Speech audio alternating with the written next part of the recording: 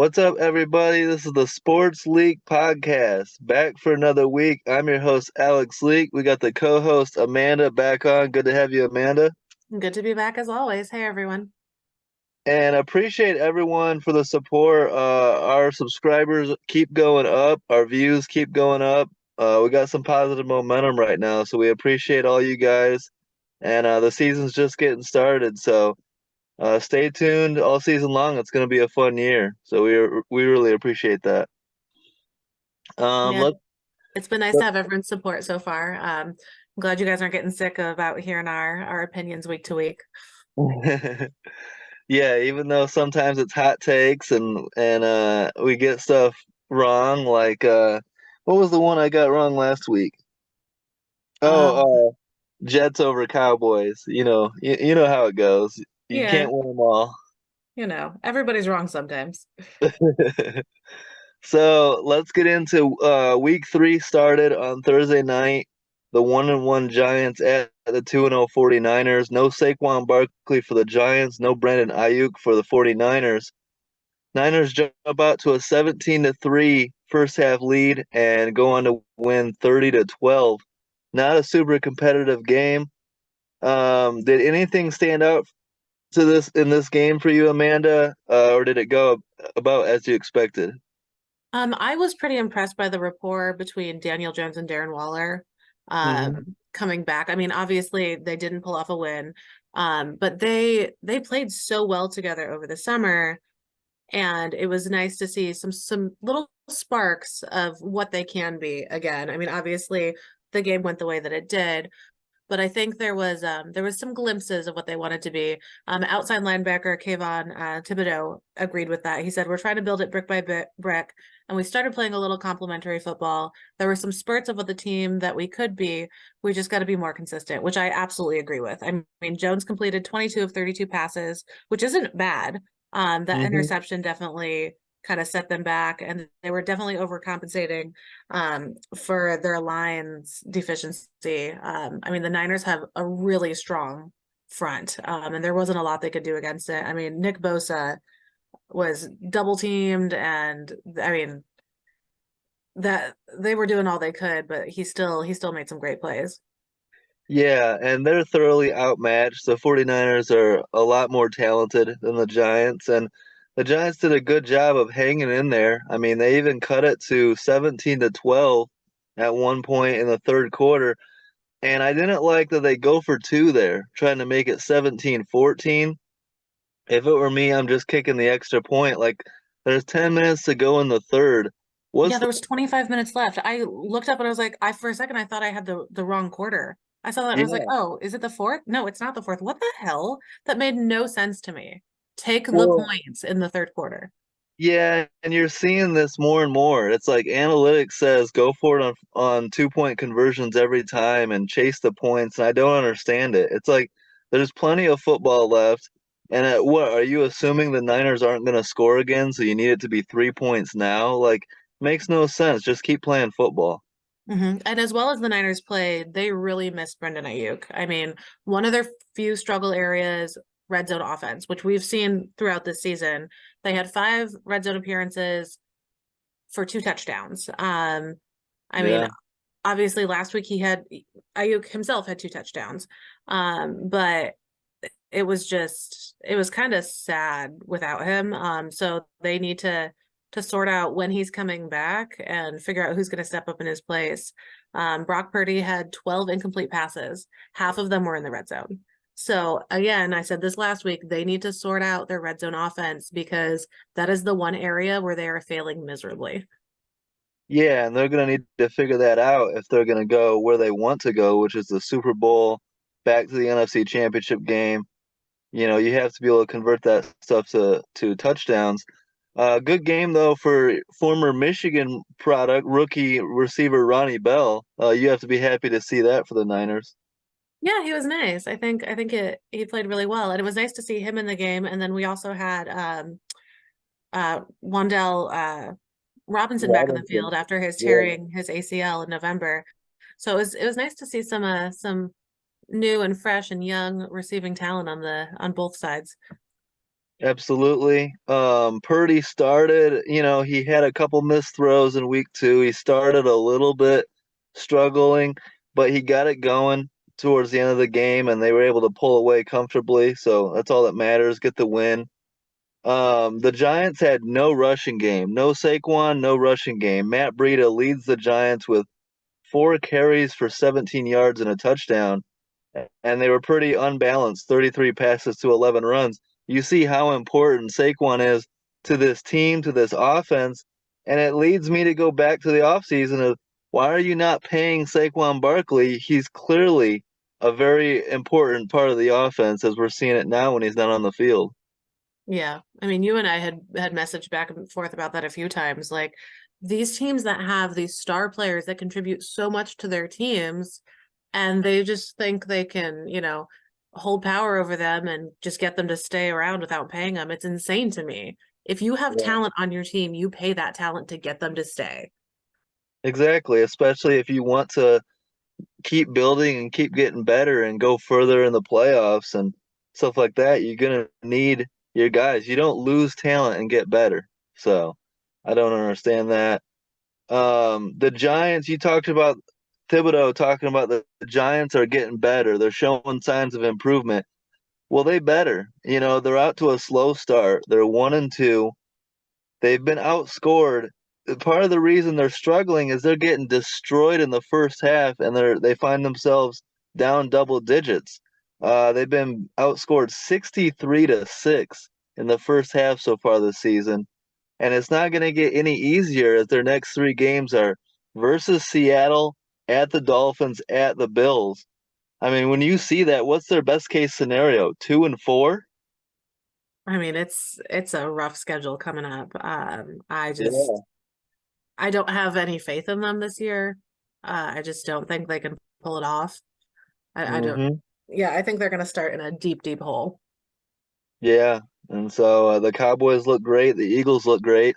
So who knows? Maybe they take a step back and miss the playoffs, and that's not going to be. Giants fans are not going to be happy with that. Yeah, but I think maybe they need to focus on the basics and sorting out some of their fundamentals because they're losing games pretty aggressively in the first half, and you can't win a game playing only a half a game of football. So maybe they need to Yeah. just take a rebuilding year. Yeah, you can come back from down 20 to the Cardinals. You're not going to do that against good teams, Yeah. and And and hopefully they get Saquon Barkley back next week. They need him back as soon as possible. yeah, they're gonna need him against Seattle for sure. Yeah. So Um, go ahead. I was just gonna say an interesting thing about the Niners this season, they've scored exactly 30 points in all 3 games. Wow, I didn't know that. Yeah, they've outscored their opponents 90-42. That's good though. I mean, you average 30 points per game, you're going to win a vast majority of them, especially with a defense like that. Yeah, I'll be intrigued to see next week if they score exactly 30 again, because then it's gonna be it's got to be something in the script. They scripted that in for some reason. Four games straight of 30 is a little fishy. Yeah. Well, at least they're not yeah, chasing points to cover the spread or whatever we saw from the Rams, but Hmm. um let's get into our week 3 predictions. Can't wait for another Sunday of football all day, and we're starting to see teams separate or teams get off to really slow starts. And so it's an important week 3, and a lot of good matchups. So let's get started with the 1-1 Titans at the 1-1 Browns. Unfortunately for Cleveland, they lost Nick Chubb for the season. They signed free agent running back Kareem Hunt, who's been on the Browns before, so some familiarity there. Um, Tough game here. Titans coming off a big bounce back win in OT over the Chargers. Browns coming off a tough loss against the Steelers. How do you see this game going in Cleveland? Vrabel as an underdog is such a good bet. Like Yeah. I have picked against him so many times, and it's come back to bite me. I mean, Cleveland's defense is good, but the hmm Steelers still had some great plays against them. I don't think the Titans will risk it quite as much. They'll probably feed Derrick Henry more, kind of avoid the throwing game as much because their running game is a bit better. But I know with Kareem Hunt coming home, there's, some balance there too. But I mean, it's a prime spot for where Vrabel likes to be. He likes to be nice, even matchup, underdog situation. So he might pull it off. I don't know. Yeah. Yeah, it wouldn't surprise me at all if the Titans win this one on the road. The Browns a little bit of an adjustment without Nick Chubb, so they're going to Jerome Ford and Kareem Hunt. Um, Jim Schwartz is one of those perfect examples you've heard me say before, like great coordinator, bad head coach. Like Hmm. Jim Schwartz is a hell of a defensive coordinator, but we all saw what he did in Detroit as head coach. Not very good. Yeah. So I am. The Browns are at home. They need to bounce back. We'll see if Deshaun Watson plays better. The Titans have a really good D line as well. Um, but give me the Browns at home. I think this could be another overtime game, at Hmm. least one score, maybe a 3-point difference. Yeah, I think it's going to be a close game. I'm going to pick the Titans. Rooting for the Browns last week was enough for me, so I'm going to pick the Titans on this one, and avoid the heartbreak of being a Cleveland fan for a week. Yeah, we'll see if Deshaun Watson can bounce back and look better at home. He Yeah. didn't look very good in Pittsburgh. Yeah. Um, how you feeling about 2-0 Falcons at the 1-1 Lions? The Lions a heartbreaking loss when they expected a win. Their home opener couldn't get it done against Seattle, lose in overtime. And it wasn't just the game they lost; they also lost C.J. Gardner Johnson. Hmm. Was placed on IR. Will miss 4 weeks, and it could be potentially season ending. Um, I look at the Lions defense, and Aiden Hutchinson is obviously the most important piece. I think CJ Gardner Johnson is the second most important piece, so that's a huge loss. Yeah, I think that's going to be a tough one to come back from. I do think Detroit has shown us that they do have a great system of next man up this year. We've Hmm. seen them swap players in and out. And the Falcons aren't giving us a lot to put faith in right now. So even with their record, I don't trust them. I mean, Atlanta's number 8 overall pick, Bijan Robinson, the Lions 12 number 12 overall pick, Jahmyr Gibbs. They're both going to be playing. I think that's going to be a fun matchup to watch. I think it's going to be probably a pretty close game. I think they're pretty evenly matched with injuries and stuff. Um, I don't know. I think I gotta pick Detroit on this one. I mean, Yeah, it's a Robinson tough has one. 180 rushing yards, which leads all the running backs in the league in reception so far this season. Um, I just, I don't know. So if you go Lions, I think I'm gonna go Falcons just to, it's more enjoyable for me to watch rooting against the Lions than rooting for them. And then, we know the Lions' long history, and isn't week 2 a perfect example of who the Lions have been forever? Like losing that game at home, their season opener. So this is a big game for the Lions, though, to bounce back, right? Like they're going to be mad they lost week 2. They got another opportunity at home. They cannot afford to lose this game and start 1-2 with how optimistic everything has been going into this season? Yeah, but I feel like they need to bounce back to prove themselves. I mean, Yeah.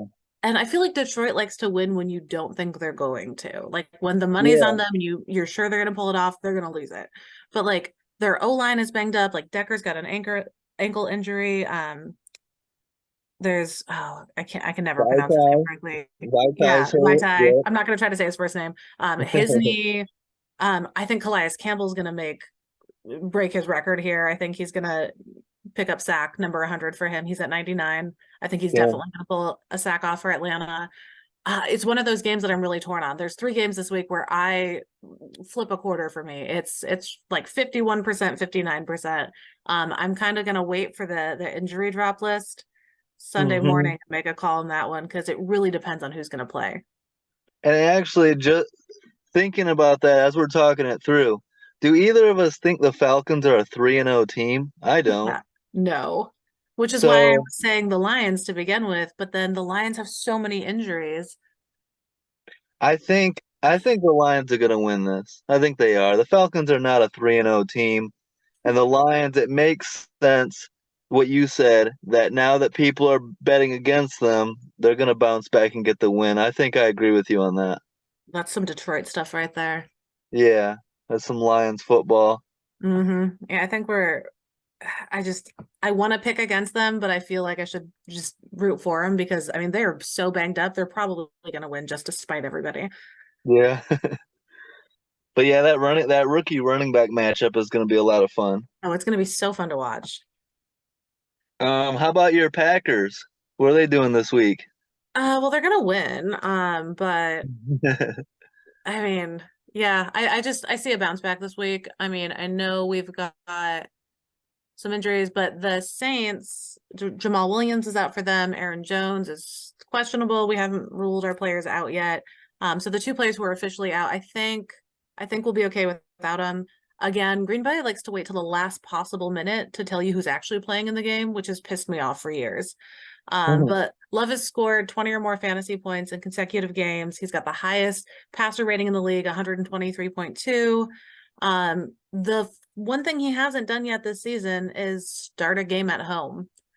Um, he Okay. has done most of his playing time over the past 3 seasons on the road.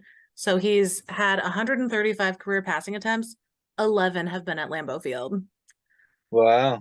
So we don't know how he plays at home, honestly. That's less than 10% of his pass attempts have been on the frozen tundra. So we'll see. Our rushing yards have been abysmal. Last week, I don't know how many we had last week, but total for the season, we're at 88 rushing yards for two Wow. games. Obviously, we've missed Aaron Jones last week with his injury, and we had no run game at all last week, hence the loss. But that run defense is going to be solid for New Orleans. So I don't know how that one's going to go, but I have faith in our wide receiver. Jaden Reed is looking really good. Christian Watson maybe playing. Yeah. But I'm gonna pick Green Bay for a comeback after last week. Um, Lambeau Field is something special, so hopefully we can bounce back to 2-1. I think just because like it's good for, the picks and all that to disagree on some, I think just to spite you, I'm gonna take the Saints. Um Rude. I like the Saints though. I actually kind of do like this team. Derek Carr is playing pretty well. They didn't look great against the Panthers, but I think they're a good team. They're an underrated defensive team. Like they're pretty good on defense. Um, Oh no, I it I agree. You know what sucks is Jamal Williams is likely out. It would have been cool to see that him going against his former team. I know. Every time there's a good matchup this season where I'm like, oh, they can go back against their ex-coach or like go play against their old team, they get injured, Yeah, not yeah, and don't play. Um, I do think that injury as well as Marcus May, who is suspended. yeah. I think that pass defense for the Saints might be a little challenged, which is why I'm picking the Packers. The pass defense having some injuries is the reason that I'm going one way or the other. I think that our deep threat is a bit stronger than their pass defense is going to be. Um, and yeah, they've got a great run defense, but we don't have, I mean, so far this season, we haven't had a good run anyway. So that I don't think that's going to matter. Yeah, I think this is another great game that is a one score difference, and maybe potentially overtime. Mhm. It's in Lambeau, so I can see how Packers fans will expect a bounce back and get the win. And you could argue that the Packers should have beat the Falcons last week. So they want the bounce back. They want a big win. The Saints have looked good so far. I'm gonna take the Saints, but I agree. I think this is a very tough game, very evenly matched game. Agreed. There's going to be some interesting things to watch. I was surprised by this stat. I didn't know this. Our wide receiver, Jaden Reed, that I mentioned, he has a Hmm. 38% target rate so far this season. It puts him Wow. third behind Tyreek Hill and Travis Kelce. Yeah, feed the Spartan dog. He's good. Yeah. I I watched him for years at Michigan State. He was one of my favorite players there. He's great. I didn't realize how much we were targeting him. I mean, obviously we've needed to with our receiver injuries, but I'm proud of the kid. He's playing really well. Yeah, and keep an eye on Dontavian Wicks too, rookie 5th round pick, I believe, out of Virginia. He's got some talent too. He scored a touchdown against Hmm. Atlanta. I like that kid as well. The Packers have some nice rookies. They do. He's great at finding space, Wicks is. I was pretty impressed by his play last week. Yeah, absolutely. All So right, so how are you feeling about the 0-2 Broncos at the 2-0 Dolphins? So the Dolphins have pissed me off for a while now, and I've been right about them. So this team is very streaky. If you go back to when Brian Flores was the coach, they were Hmm. very streaky in the 2 years that he was their coach. They were very streaky last year. They started 3-0, then they were 3-3, then a 5-game winning streak, then a 5-game losing streak. Um, this team can easily, they should be favored in this game. They're at home. Expectations should be a 3-0 start. The Broncos also aren't as bad as people think either. The Broncos, you could argue, should have beat the Raiders, and you could argue could have beat the Commanders and played great in the first half of both of these games and bad in the second half.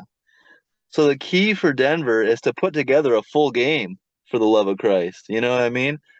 And if they can do that in Miami, I give them as good of a shot as anybody to get a win if he can play a full, complete game. I trust Sean Payton. I like Russell Wilson starting to play better, in my opinion. I love that Hail Mary throw at the end of the game. That should have been pass interference on the 2-point conversion attempt. Yeah. Fuck the Dolphins. Give me the Broncos on the road. All right, we're gonna disagree on this one. So the Dolphins started 3-0 last year under Mike McDaniel, and I know you have feelings about McDaniel, Yeah, but not a big fan. I mean this is their home opener. Miami has the NFL's best passing offense. The Broncos pass defense is 21st in the league. Uh, Mm-hmm. Miami might be missing Jalen Waddle. He's in concussion protocol. They haven't made a call on if he's playing or not this weekend. That'd be big. Yeah. Yeah, so the game might hinge on whether or not he plays. And then, Miami's defense. We've got the Broncos Very former good. coach Yeah. Vic Fangio calling the shots. So I'm not sure how much insight he has on their current setup, but I think Denver is going to find some room. Miami's defense allowed 233 yards rushing to the Chargers in week one. They're not really holding people back. They've averaged 4.9 yards per carry so far. So, it's going to be another one of those close ones, I think. And this week has a great set of matchups that are going to be really close. Yeah. Um, So many. Another Yeah. stat I found interesting about this game, Russell Wilson is at 17 in QBR versus man coverage, which is the second worst in the NFL behind Kenny Pickett. And the Dolphins have used man coverage at the third highest rate of all the teams. Okay. So I think that'll be a pretty sad matchup there.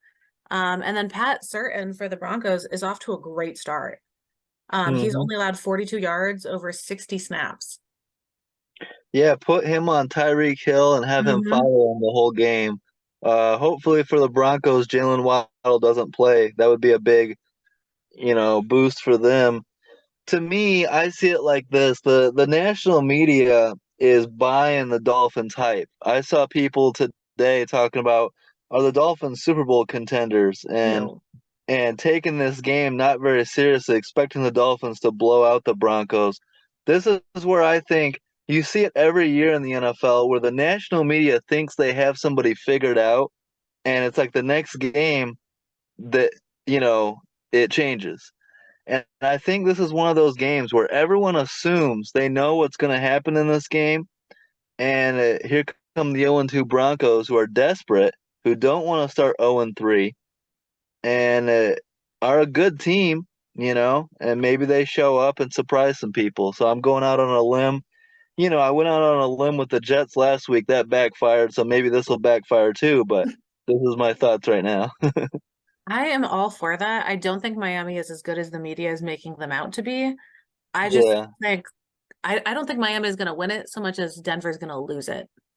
Yeah, Denver needs, like I said, they need to put together a complete game. Hmm. And Russell Wilson needs to show us all that he's back. He hasn't been the same for 2 years now. Yeah, I don't think he's back though. I think this is just the middle of a downhill roll into retirement for Russell Wilson. I don't see Denver showing up in this game for the full game. I see them giving the ball away in the third and fourth quarter and Yeah. just taking the loss. Turnovers are key. Whoever can force Mhm. turnovers, yeah, that'll be a big deciding factor in that game. So speaking of depressing teams who like to lose, 0-2 Chargers at the 0-2 Vikings. I love this matchup. I think this is a great matchup. Two teams that shouldn't be 0-2, that are playing good football, but they're both injury hit. Vikings Mhm. offensive line is injury hit. Chargers will be without Austin Eckler and Eric Kendricks. The Vikings traded for running back Cam Akers. He's unlikely to play. But this is a fun matchup and a game that would be fun to watch. Herbert versus Kirk Cousins. A lot of weapons on the outside, a lot of passing. Should be a high scoring back and forth game. Um, I I got issues with both teams, and I think the Vikings at home pull it off again. Maybe overtime, maybe 3 points, maybe 1 point. But I think the Vikings by a very slight edge. I'm going to agree with you on that one. Both teams are 0-2. They've both been on a weird streak of losing really close games. The Chargers have lost four of their past close games by 3 points or less. Yeah. The Vikings have lost three straight games by one score after they went on their miraculous streak last year of 11 straight wins, of really close one-score games. I think it's going to come down to Cam Akers. If he plays, that could be an on the fence situation. But they're gonna have to rely heavily on the passing game if he doesn't play, Hmm. which the Chargers defense has allowed the most yards on deep passes so far this season. So I think because the Vikings are going to be forced to use the passing game, if Akers doesn't play, that the Chargers defense isn't going to be able to hold against that. But the Vikings have one of the worst run defenses in the NFL. So the Chargers have to use the ground game. So it'll be interesting to see which of those injuries kind of sets them back further, and which of these teams can pull off not losing a one score game, because I think it's going to be one of those close ones as well. Yeah, I think it's going to be a lot of fun. And the Chargers can't focus just on Justin Jefferson. Jordan Addison has been solid so He's far been his really rookie year. good. Yeah. Yeah, and then TJ Hawkinson is excellent as well. So, There's a reason he's um, on my fantasy team. so I think it's going to be a great game. Both teams desperate. Nobody wants to start 0-3, and so we'll see which team gets it done. But we agree on the Vikings by like Mhm. one score game. Okay, so Uh, nobody wants to start 0-3. How about 0-2-1? Because a tie would be hilarious. Man, I hope not. And what's with the NFL like shortening the quarters and overtime? They want more ties. Is that what they're saying? They're like, now you get, a field goal doesn't win it, so you have to keep going, and then we're gonna Uh-huh. shorten it by 5 minutes. I don't understand the want for more ties in the NFL. Well, because we have to protect the players, which is why we're making them play an extra week of serious football, obviously. They Yeah. just need to go to college rules because college overtime is so much fun. Yes, I agree. And you don't have to start at the 25, even because of high-powered offenses in the NFL. You want to start at the 50, Oh, do yeah, I was that. gonna Start say at the 40 or 50. 50. Absolutely. Yeah, I agree. Back them yeah, up a bit and then play by college rules. yeah, it'd be awesome. Um, let's check out the 0-2 Patriots at the 1-1 Jets. The Patriots have won 14 straight against the Jets. The last time the Jets got a win against New England was in 2015. If it was Aaron Rodgers, I would say the streak ends on Sunday. But Hmm. if Zach Wilson, Bill Belichick has owned Zach Wilson in his career, and I think that continues. The Patriots feel like they shouldn't be 0-2. They feel like they gave two games away that they could have won. I feel like they put together a good game and get it done. And Mac Jones has, to his credit, has looked better so far this year. He So give has. me the Patriots. Yeah. Yeah, I'm with you on the Patriots. Mac Jones has thrown 96 passes. That's right behind Tom Brady and Drew Bledsoe. Tom Brady had 100 in 2009, his first two games. Drew Bledsoe 98 in 1995. So he's, right there with the great quarterbacks coming out of New England. Um, Hmm. it leads all quarterbacks through 2 weeks this season as well. He's thrown the most passes. He's, you know, showing that he has what it takes. I think Hmm. that the Patriots receivers are really paying off too. They're averaging 4.8 yards per target. So I think they'll show a bit better this week. It hasn't been great, but they do have a lot of talent and they're young. So I see this as the game where they come back because I don't trust that Jets passing defense against them. Yeah. So I think the Patriots receivers will improve that number. I think they're ranked 31st in the league right now, but we know there's talent there. Hmm. So this is going to be their comeback game where they come back and prove themselves, I think.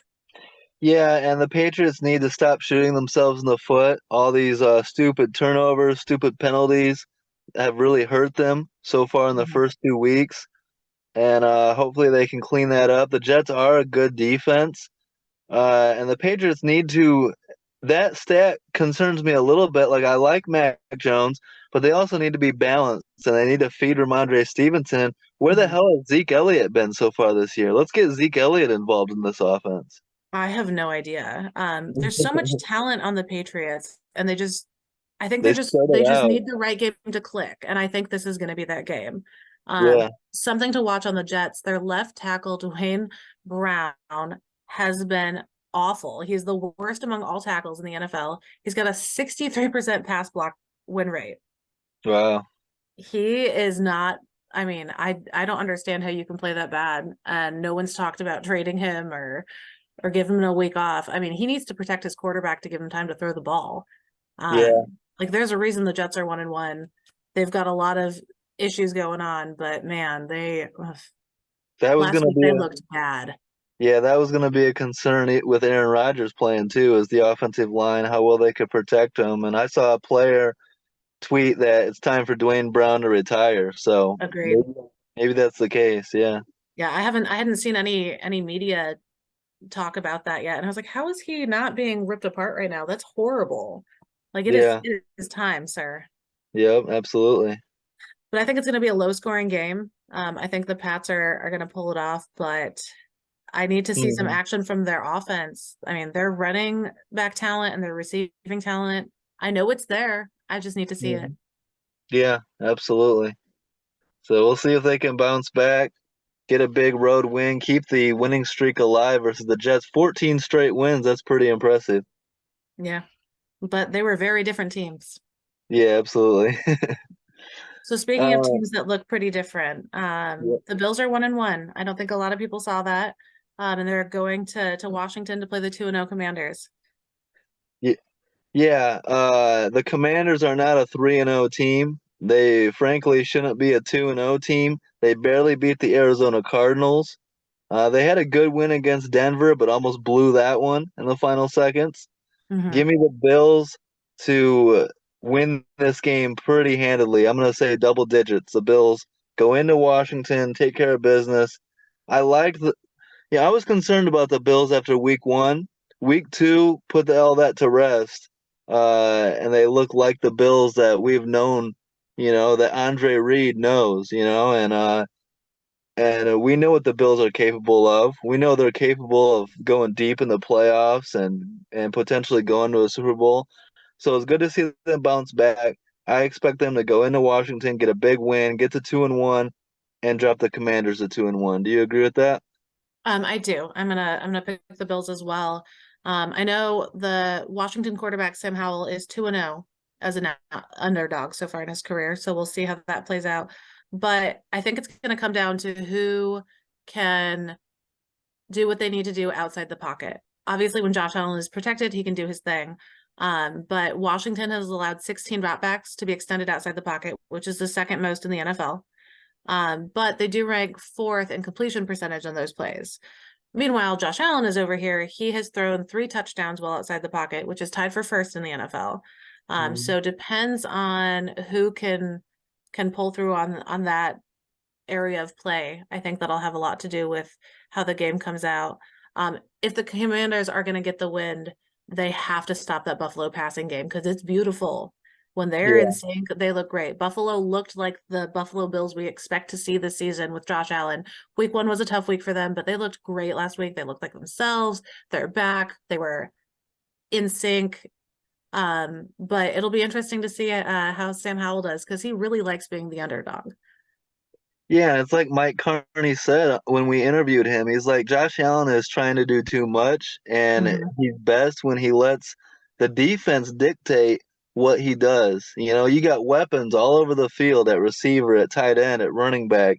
You've got the athletic ability. Once you get outside the pocket, they have to be scared of your legs, you know? And so if he just lets the game come to him, doesn't force anything, he's one of the toughest quarterbacks to defend, and the Bills are one of the toughest offenses to slow down in the entire league. So it looked like he learned that lesson against the Raiders. If he applies that same, uh, approach to the Commanders game, I think the Bills win it. But at the end of the day, I'm gonna ride with Josh Allen all day, every day over Sam Howell. Absolutely Yeah, agree with you on that one. yeah. So, but it's an interesting game. I mean, the Commanders can shut up a lot of people if they get to 3-0 and beat the Bills, but I don't see it happening. Yeah, I mean, I think the Raiders had a better shot and they lost by 28 points. So, Yeah, exactly. Um, let's go 0-2 Texans at the 1-1 Jags. The Jags need to bounce back, only scoring 9 points against the Chiefs. This is supposed to be a great offense with Calvin Ridley and ETN and Trevor Lawrence and Evan Ingram.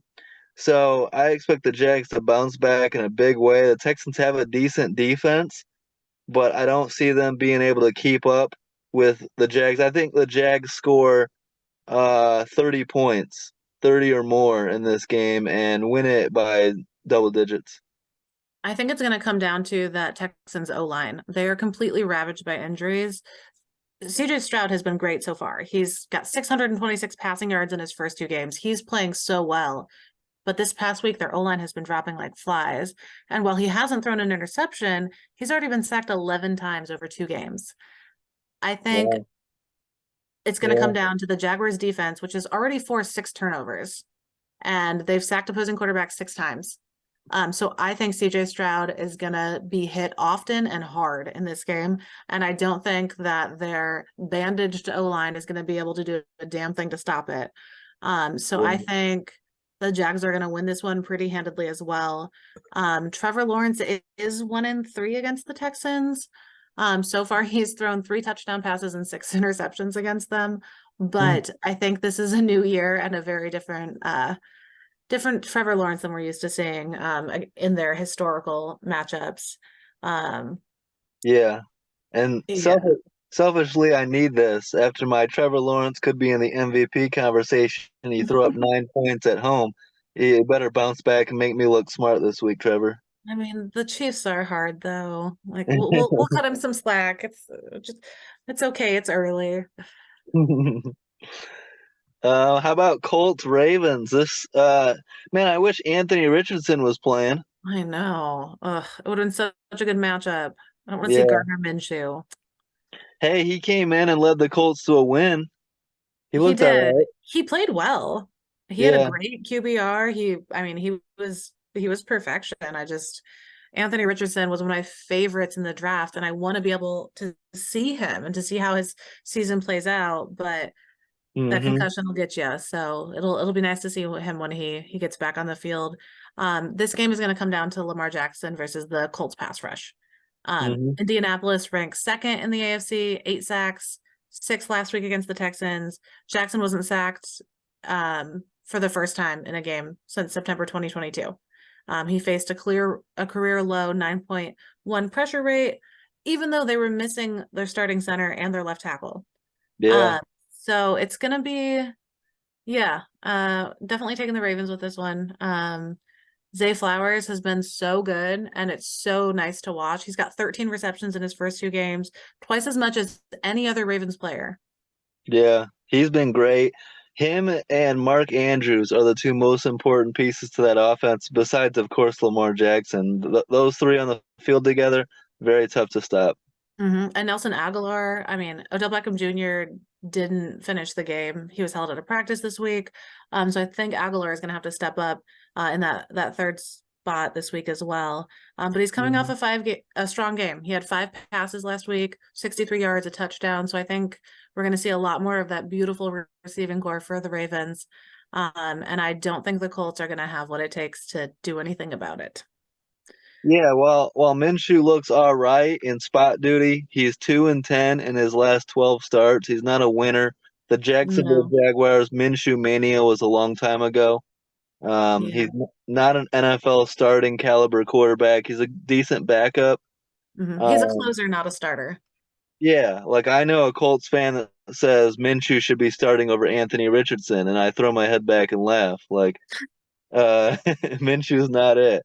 And give me the Ravens, who I said preseason, this looks like a Super Bowl roster on paper. Like, give me the Ravens to get out to a 3-0 start, and who knows where the season can go if Lamar Jackson can stay healthy. Yeah, I'm gonna agree with you on that. I think they've got this one in the bag for sure. I'm not so sure about agreeing with you on the Super Bowl yet, but Mhm. this game we can be on the same page. Yeah, they're gonna have to prove it in the playoffs. That's when Yeah. it comes down to. So All right. So Panthers at Seattle. We know Bryce Young is out, ankle injury this week. How do you feel about their boy who's starting for him? We haven't seen him in a minute. yeah, it was funny.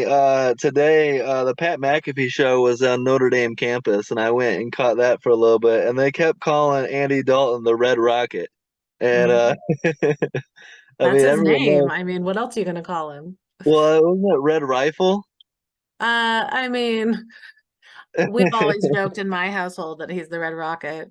So, And they kept calling him like a dog boner or whatever. oh So yeah, yeah. I mean, that's what we've called him behind closed doors. So I mean, Pat McAfee's gonna do what he wants. You know, we love him. So, yeah, um, he's awesome. I mean, if he says it live, then I guess we're fine too.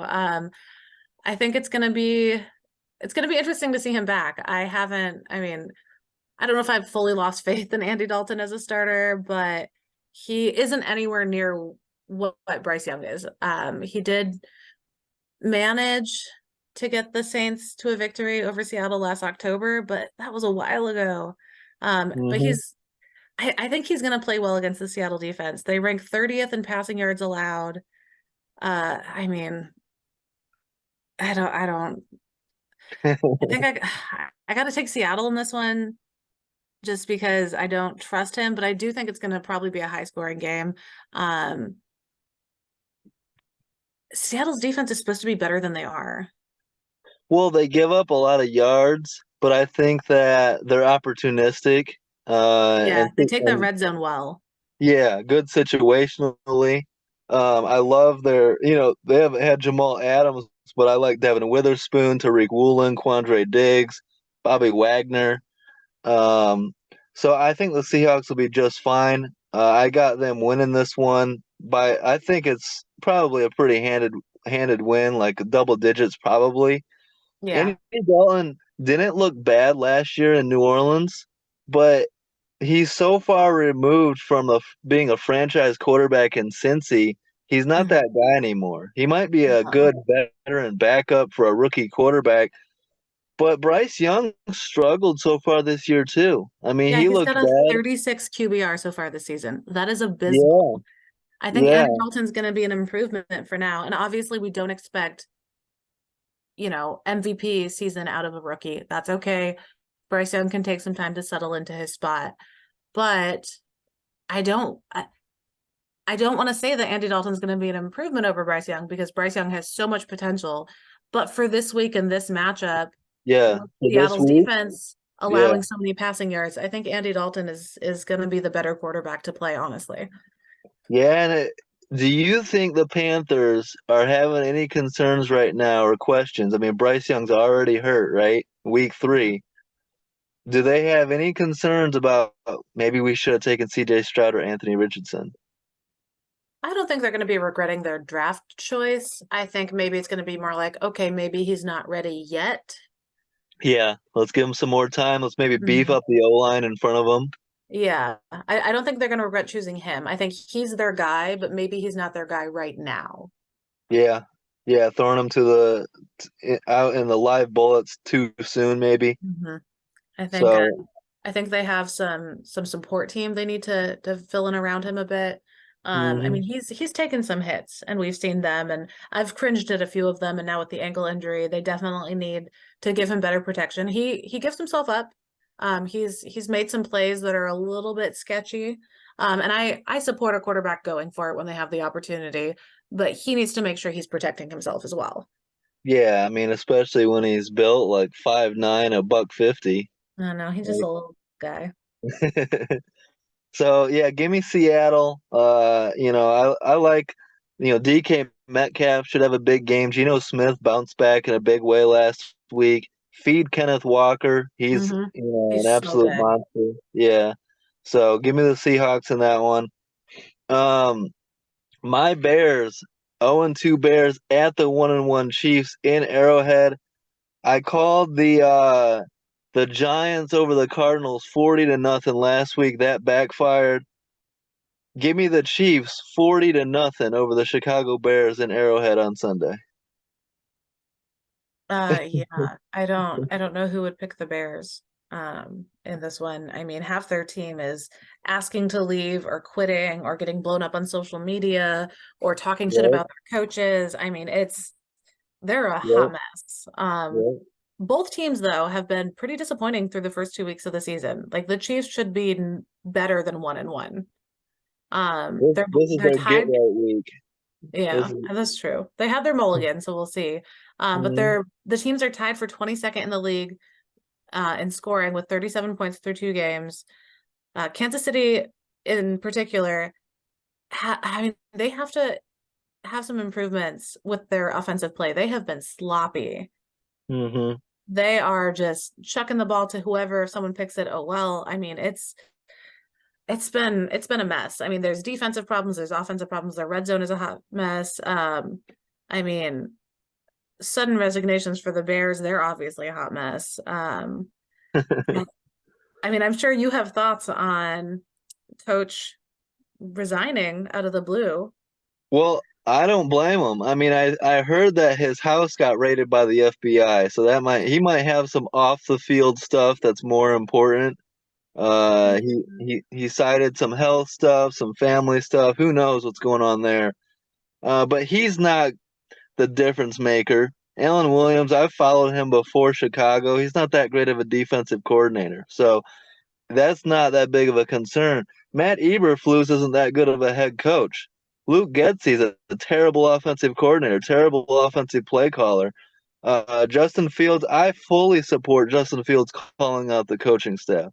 Like Okay, well, fire the whole thing. I know you have shit to say Go about ahead. them, but Matt Eberflus held Mahomes to his lowest total QBR against any team he's played more than once in his career. Uh, His QBR against his Colts has been his 56.3.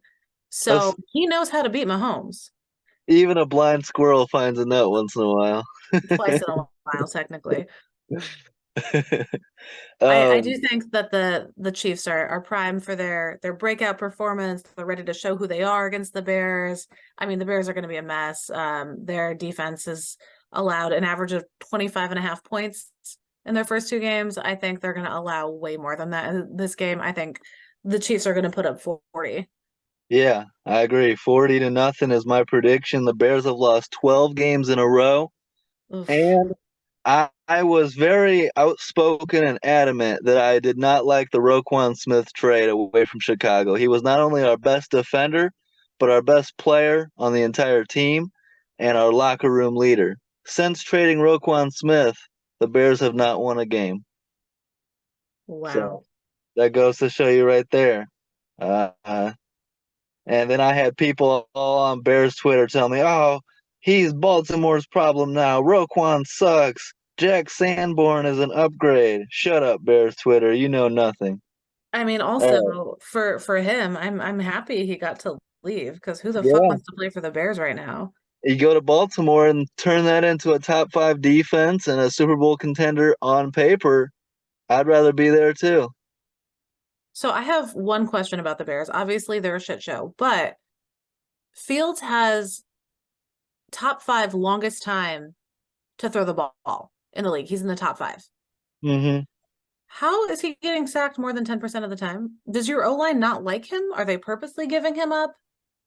No, it's our O line is bad. I mean, outside of Darnell Wright, who we drafted in the first round, Tevin Jenkins is hurt, and the O line's just there's no cohesiveness. They haven't practiced together. They weren't in camp working together. There's just no chemistry there between the offensive line.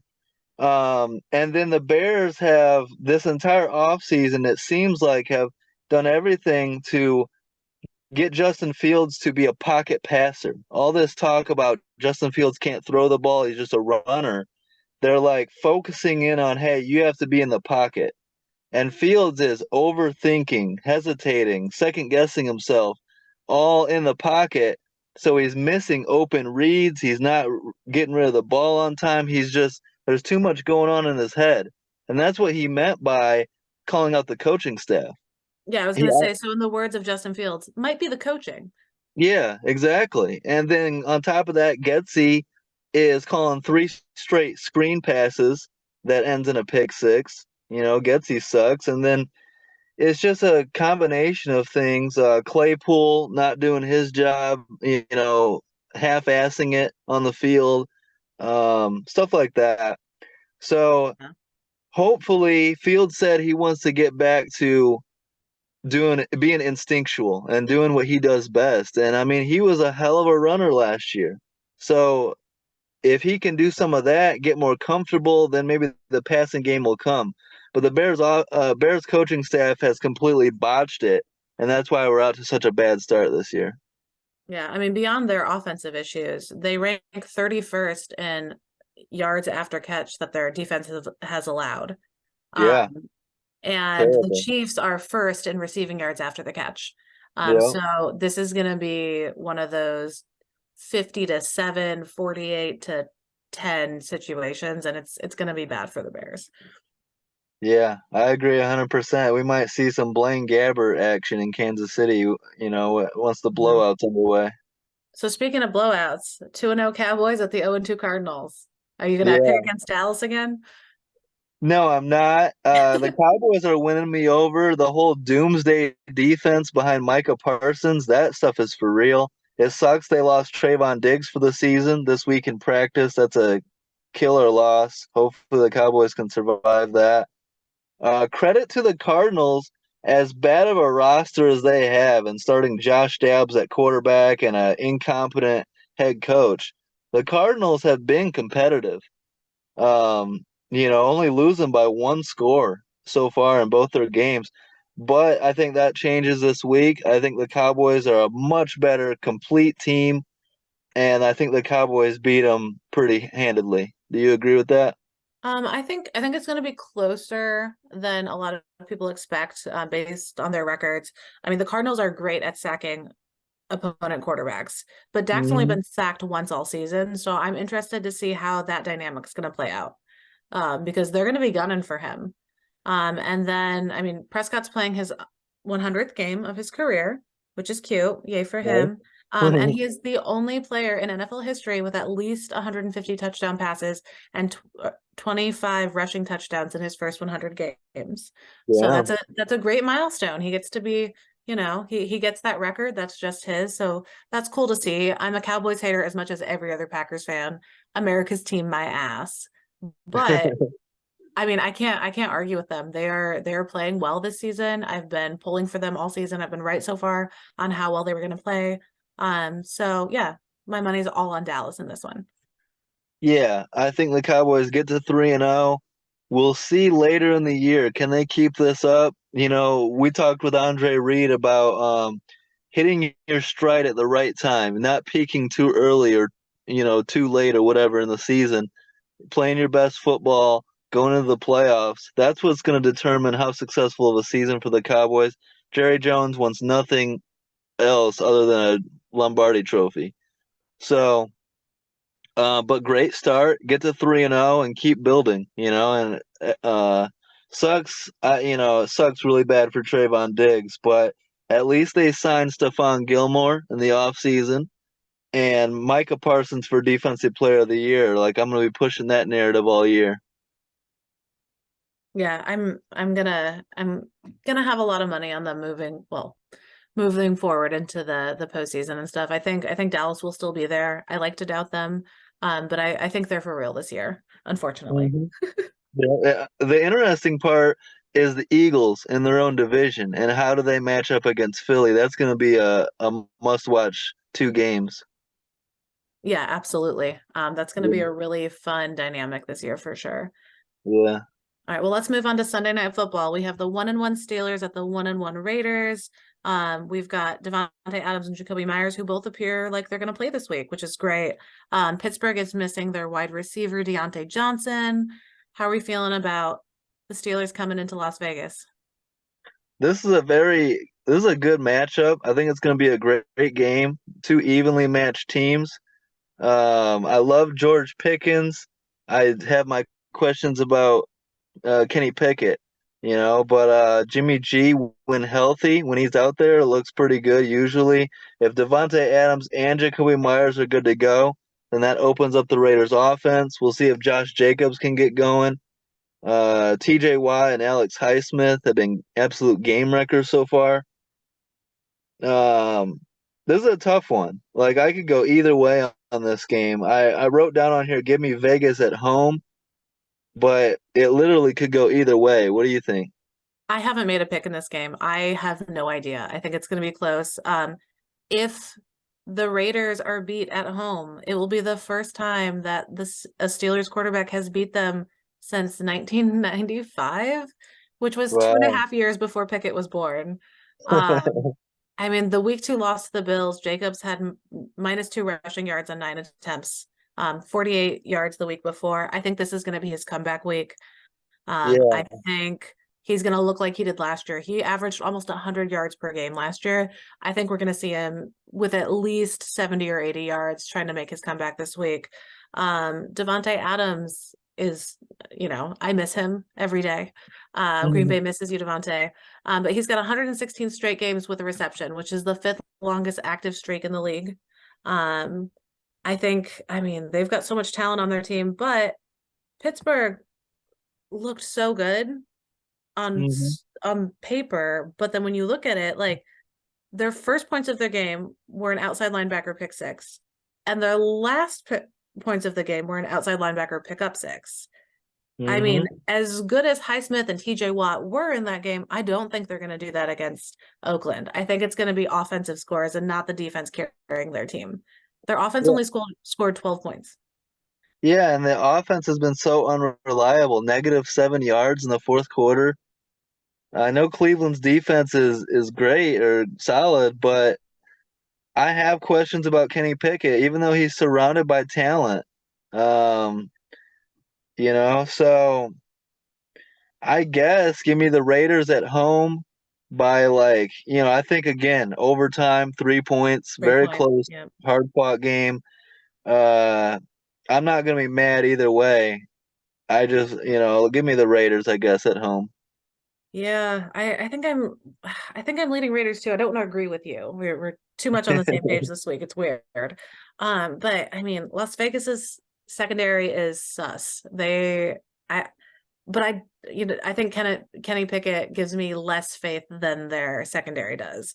Um, but then the Steelers' run D isn't great, and Josh Jacobs is gonna yeah, I think I got to take the Raiders. Josh Jacobs is going to have his comeback week, and that Steelers defense isn't going to play as well as they did last week because they're facing an actual opponent. So I'll agree with you and pick Oakland. We're probably both going to be wrong now because we agreed on this one, but it's going to be one of those close back and forth games, I think. And I don't think it's going to be very high scoring either.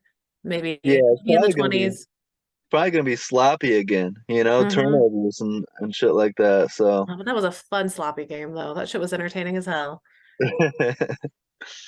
let's go Monday night. Two games on at the same time. Can we please stop with this NFL? If you want to do two games on Monday night, awesome, but do one and then one after so that we can watch both games and stay up late.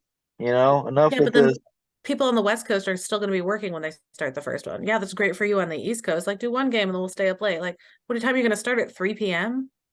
No, it always. I remember I was in Seattle, and you leave work, and by the time you get home, the first quarter's already over with. It's always Yeah. like that. But if you're Uh, going to do two in one night back to back, you're going to have to start it earlier. start one at like 8 p.m. West Coast time. I'll stay up. I don't gotta be up early. Give me that 11 p.m. kickoff. I'll watch it. You'll be the only person who's up watching that game on the Eastern Seaboard. So this is the only battle of the unbeatens in week three, the only 2-0 teams to face each other. Um, Nice. yeah, so that's an interesting thing. I mean, I think that Baker Mayfield's gonna get closer than Bill Belichick and Justin Jefferson did to actually knocking off the reigning NFC champs. He is playing so well. He's got amazing pass catchers. Tampa's ninth ranked defense can handle Philly's occasionally suspect offense. Then I think the Bucks could take this one, but I don't know if I can pick anyone over Jalen Hurts and the Eagles. Yeah, I think this is a bad matchup for Tampa Bay. I know they're at home. I know they've gotten off to a great start. They're 2-0. I don't like this matchup for Baker Mayfield. I think he's going to be.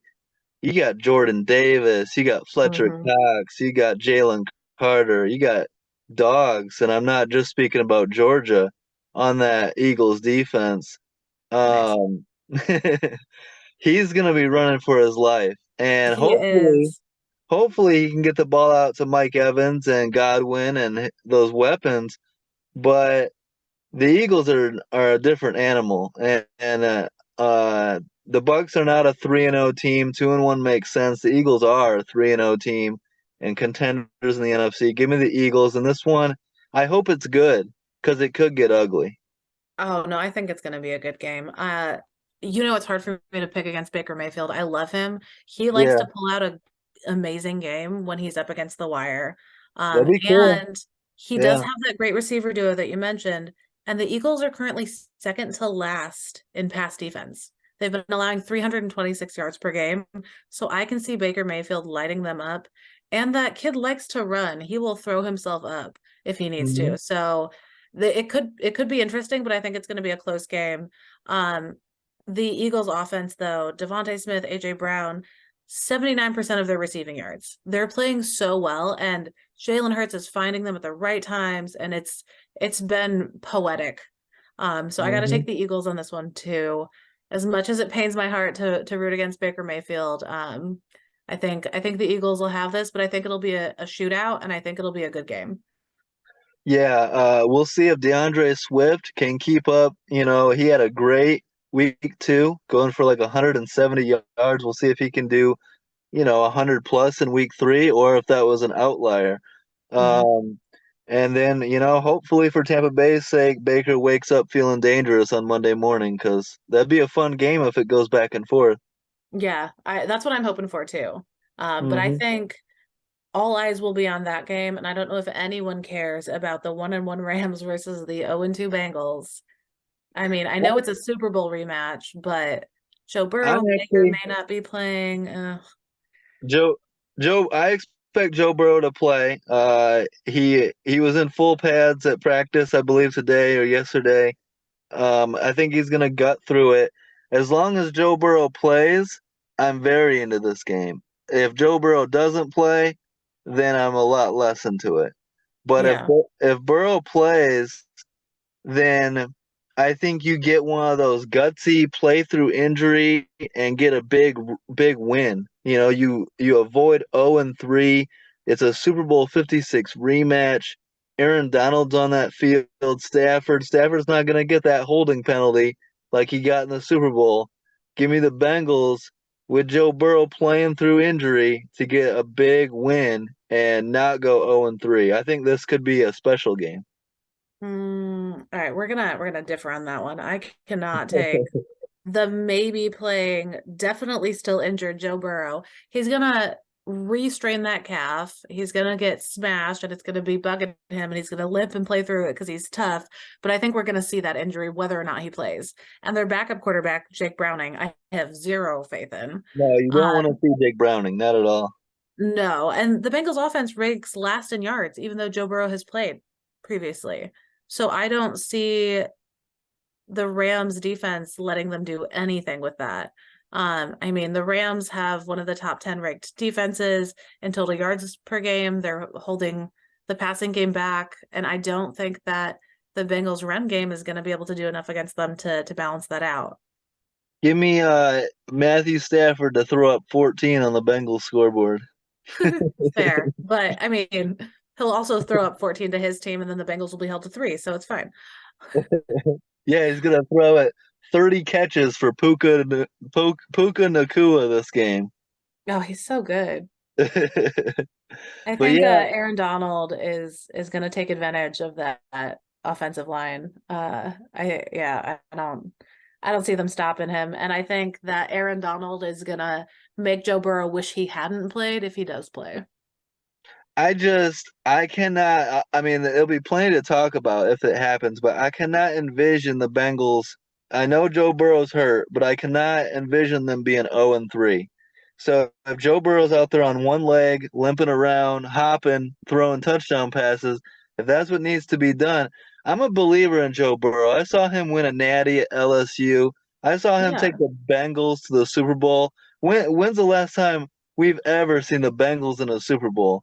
So I like Joe Burrow. I think he can play through injury, and I'm gonna pick the Bengals to get this win and avoid 0-3 because nobody, especially a contender like the Bengals, nobody wants to start 0-3. Yeah, but nobody wants to have an injured quarterback either, and some things you just don't have control over. So I mean, they're playing against Aaron Donald though. He is a sack machine. Burrow's not going to make it.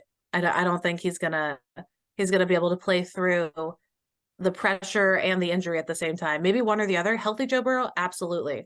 Injured Joe Yeah, Burrow, probably not. And now that Akers has gone to Minnesota, Kyron Williams has been putting up points.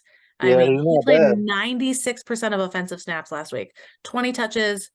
I mean, the Bengals ranked second to last in yards allowed this season. And with a running Hmm. back like that, it's going to be bad. Yeah, it's gonna be interesting. None of us want to see Jake Browning, so for the love of Christ, Exactly. Joe, put on the pads, put on the jersey, go out there, through the injury, hop around if you need to. Just give us something to watch. Yeah, Because it's going to be Rams by at least 10, though. well, Bengals by 2. Okay. All right. Well, we'll see how that doesn't play out for you. We gotta disagree on a couple so I can catch up. You got a 1 game lead on me right now, so One game last week, but week one, we don't I know count week we one. No, we oh, don't okay, count because we, week because we one. didn't we didn't do it on air, but we know I only had two picks wrong in week one, so we won't count it, but Yeah. I was keeping you updated on my picks though, so you knew what was happening. No, I don't remember that. I don't Oh, remember weird. Selective memory now. All right.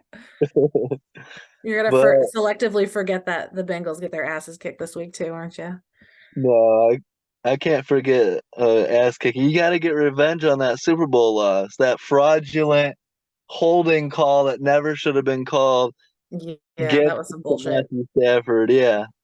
Yeah, So but like as much as you want to get the revenge, I don't know what you can do when you're injured. I mean, yeah, eh, look, yeah. As long as he's good enough to play, and he's not gonna be 100%. So hopefully, you're betting on a lot, but sometimes, look, sometimes when a player's hurt, you get the best out of them, right? Like sometimes when they're we've seen with players sick and they come out and they gut through it and then they throw 4 or 5 touchdowns You know, when remember when Brett Favre lost I his knew you were gonna dad? bring up Brett Favre. I fucking knew it. I was like, oh, Brett Favre's dad, right? Yeah, this is where we're Yeah. going. You got Or to I bring mean, that up even against the Packers fan. even Brett Favre when he was hurt, when he would gut it out and play through it, sometimes he would play some of his best football. And I think Joe Burrow is built from that similar cloth of toughness and clutch and elite talent. You never know. I mean, we saw him last week and we're like, what happened? It looked like they had this in the bag. We saw him start limping late in the third into the fourth. We're like, oh, Hmm. that's why they lost. He's injured. Joe Yeah. Burrow, healthy, absolutely. He, it seems to be a bigger injury than they're letting on to affect his Hmm. play this much. So I just don't think it's going to be oh, Aaron Donald just smashed me. Let me just hop back up and have another go at it. I think it's gonna take him out of the game at some point. It's true, but also there could be a little bit of our thought process in that. Now we're saying because Joe Burrow was hurt is the reason they lost at home to the Ravens. Maybe the Ravens are really damn good. You know what I mean? Oh, And they and are. and so maybe, and I don't think the Rams are really damn good. I don't So think they're maybe offensively really good. I think they're defensively really good. I don't think they're as good as they used to be. They lost Jalen Ramsey. They lost Leonard Floyd. They lost Bobby Wagner. They're not. They're good, but they're not the Super Bowl team by any means. You know what I mean? Yeah, but still. All right, we'll see how it plays out though. Yeah, sounds good. It's always fun to debate and do these previews. We're gonna have a great weekend of football, and we'll touch base on Tuesday and see how it all goes down. Yeah, sounds good. All Look right, forward to thanks. blowing up your phone about all your wrong picks on Sunday. All my W's. All Uh-huh. right. Good shit as always. Amanda killed it. Don't forget to like, subscribe, leave a comment. Appreciate all the support. Keep hitting that subscribe button. We're gonna have an interview for our recap next week, a big name player. So stay tuned for that. And then we got another one for week 4. So lots of content on deck. Don't miss out on any of it. And good shit as always, Amanda. And peace out. Yeah, bye everyone. Make sure you're sharing our links. Pass it on to your friends. Get us a wider audience so they can hear us talk our shit to each other every week. Do it or else. All right, peace.